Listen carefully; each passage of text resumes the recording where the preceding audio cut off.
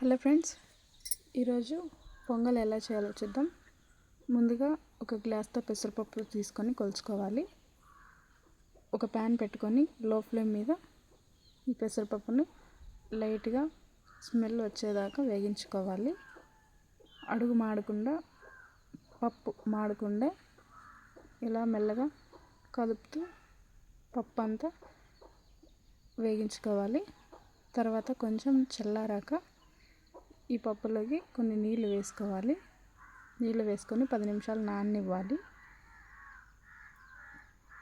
ఈ నీళ్ళు వేసి బాగా కొంచెం 10 నిమిషాలు నానిన తర్వాత అదే గ్లాస్తోని మనం ఒక గ్లాస్ పెసరపప్పుకి ఒక గ్లాస్ బియ్యం తీసుకొని అవి కూడా అన్నీ బాగా నాని 10 నిమిషాలు అలాగే పెట్టుకోవాలి. తర్వాత ఆ నీటిని అంతా తీసేసి కుక్కర్లోకి వేసేసుకోవాలి. మొత్తం 2 గ్లాసుల పెసరపప్పుకి 5 గ్లాసుల నీళ్ళు వేసుకోవాలి. 2 విజిల్లు వచ్చిన తర్వాత మూత తీసేసుకోవాలి.